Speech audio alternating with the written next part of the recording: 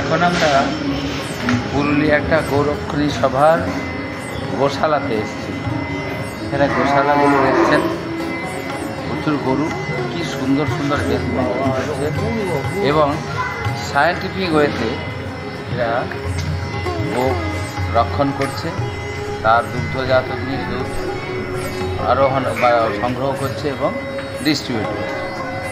জানেন, গরুর দুধ থেকে আমাদের অনেক কিছু জিনিস তৈরি হয়, দৈনন্দিন জীবনে আমরা ব্যবহার করি।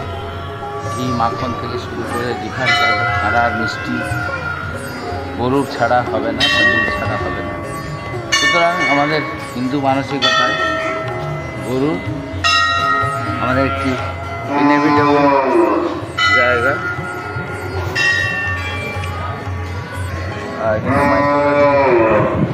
আর হিন্দু কালচার, সনাতনী কালচারের ক্ষেত্রে গরুগুলো দেখুন কি সুন্দর গরু। আপনারা জানেন কালো গরুর দুধ খুব ভালো, শ্যামলা গরু, ওদিকে কালো গরু আছে, সব গাভী সংরক্ষণের মানে এদের খাবার দাবার মেনটেন্যান্স এগুলো এরা চাইছে কিছু খাবার আবার আদরের করছে। তবে সংস্কৃতের কথা আছে, বিশ্বাস নৈব কর্তব্য ত্রিশু রাজকুলে সূচ।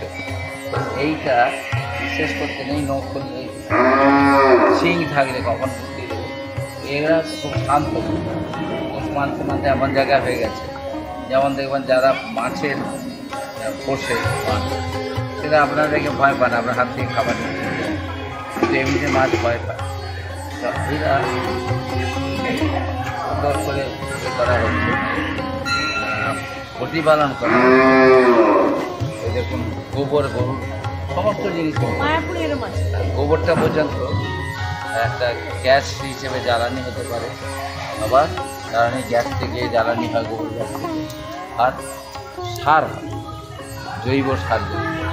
রাসায়নিক সারের যে কৃত্রিম সারের যে ক্ষতিকারক দিকগুলো আছে সেগুলো এনে আমরা ছোটোবেলায় ফুটে পুড়িয়ে যে ছাই হতো, সেই ছাই শুদ্ধ কিছুটা পর্যন্ত হতে যেত, খেতে যেত মাটিকে হালকা করার জন্যে। আর কিছুটা পর্যন্ত আমরা দাঁত মাজতাম, সেই ছাইগুলোর একটা আলাদা টেস্ট ছিল, সে কার্বন, দাঁত চকচকে একটা পরিষ্কার। তাহলে দেখে এই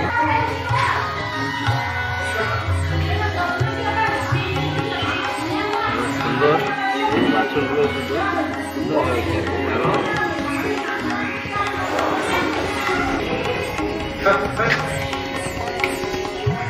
অনানে আর জ্বর হবে আপাতত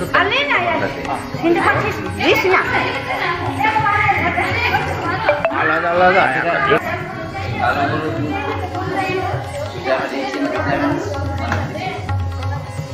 সুন্দর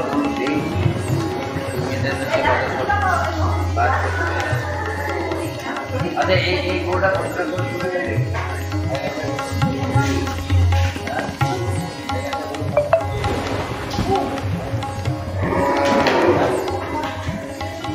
এবেলা ওবেলা দুবেলা না, এবেলা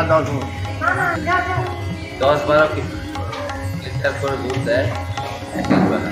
আছে গরু বোধ হয় আরও বেশি 500-700 হবে। আপনারা জানেন কিউবাতে একটা গরু ছিল, সেই গরু মৃত্যুর পর থেকে রাষ্ট্রীয় শোক পালন হয়েছে। কিউবার ফিদেল কাস্ট্রো সেই গরু প্রতিদিন 175 লিটার করে দুধ দিত, এবং সেই যে দুধের কী মূল্যমান, সেই একটা ন্যাশনাল সম্পদ সেই গরুটি ছিল। এবং সেই গরুটি মারা যাওয়ার পর ওই দেশে রাষ্ট্রীয় শোক পালন করা হয়েছে। সুতরাং গরু আমাদের সনাতনী কালচারে খুব ইম্পর্টেন্ট, আমাদের দৈনন্দিন জীবনযাত্রার ক্ষেত্রে খুব ইম্পর্টেন্ট। এদের এখানে ফ্যান ট্যান সব রাখা আছে। প্রতি গ্রীষ্মে মিউজিক শোনানো হয়। মিউজিক শোনানোর একটা ব্যাপার হচ্ছে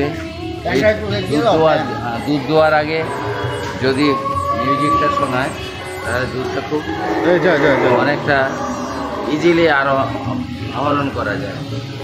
ইজিলি সংগ্রহ করা যায়। তো এই সুন্দর গরু আমরা থাকতে পারলাম না, যাতায়াতের পথে ঢুকে গেলাম যে গৌরক্ষা সমিতি এরকম কার্যকলাপে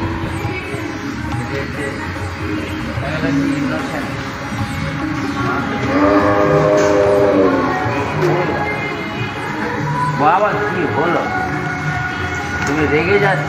রেগে যাচ্ছ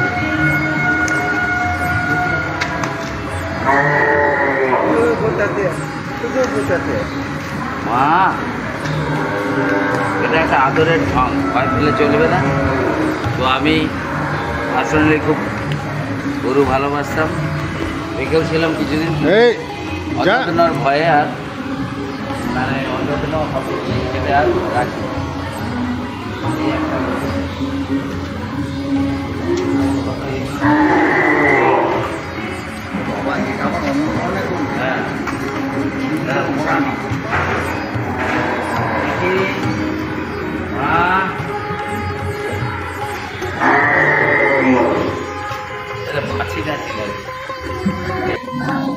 গরু পরিবেষ্টিত এই পরিবেশটা এসে মনটা ভরে গেল। পুরুলিয়ার একটা প্রত্যন্ত জায়গায় এসে প্রতিষ্ঠিত গো সুরক্ষা কমিটি থেকে এটা প্রতিপালন করা হয়। আমার দেখে মনে হচ্ছে 1000-এর ওপর গরু আছে। এদের দুগ্ধজাত সামগ্রী কোথায় যায় পরে জিজ্ঞেস করব। এতভাবে মনটা ভরে গেল, কারণ আমাদের সনাতনী কালচারে গরুর প্রয়োজনীয়তা ঘরে ঘরে গৃহপালিত পশু, তার একটা অর্থকরী দিক আছে, যেমন আমাদের মায়া জড়িয়ে যায় সেরকম ব্যাপার যে এই গরুটি আমার সংসারের স্বচ্ছলতা মেনটেন করছে। আমরা যখন ছোটোবেলায় গ্রামে মানুষ হয়েছি তখন আমাদের কোনো গ্রামে কোনো ফ্যামিলি দেখিনি যার ফ্যামিলিতে গরু ছিল। সেটা চাষের কাজে হাল করার জন্যে মেল জাতীয় গরু হোক, ষাঁড় হোক অথবা গাভী হোক, এইগুলো ঠিক ছিল প্রতিটা ফ্যামিলিতে, আমাদেরও ছিল।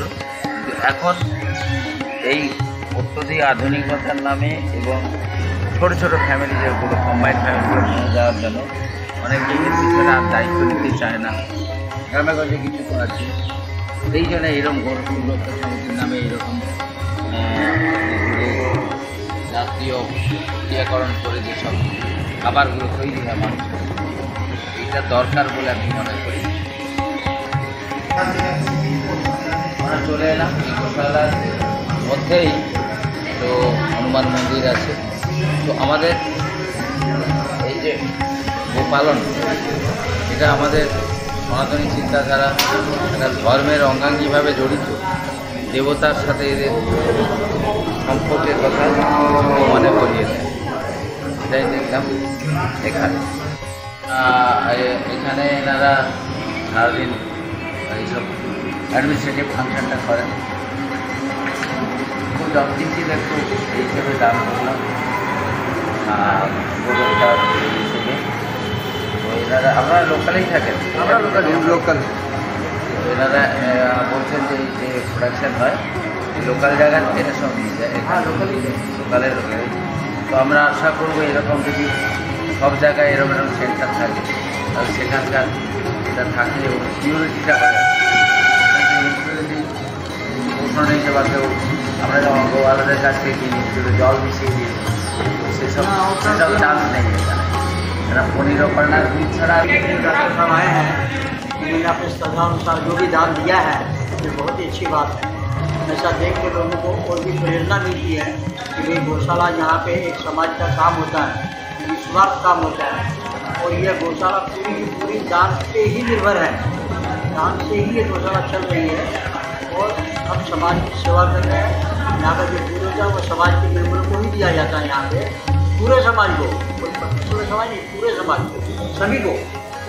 और हम लोग गौ सेवा करते हैं। हम लोग 25 यहाँ पे मेम्बर हैं कार्यकारिणी के, और मैं अभी सभापति हूँ गौशाला के। ये हमारे कार्यकारिणी के मेम्बर हैं।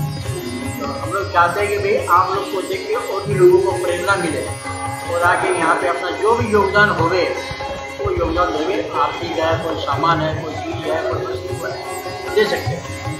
The main motto of is the they are maintaining the good health of the cows and the purity of the production.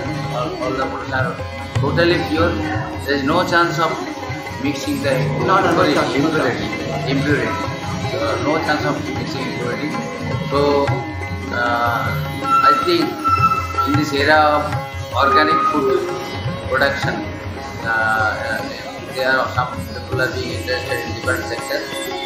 So milk and its resources to be preserved forwardly. I am appealing to everybody that one should come and to extend their liberal hand to support them so that they can extend the facility to everybody. প্রত্যেকটা দোরগোড়ায় এই pure জিনিসটা পৌঁছে যাক, এটা হতে চাই। আপনার কাছে বার্তাটা দিয়ে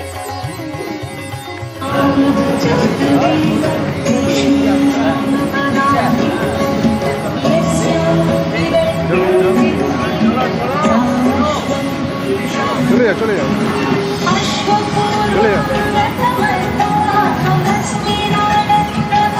মানুষ হয়ে ঢুকেছিলাম, গরু হয়ে ব্যাক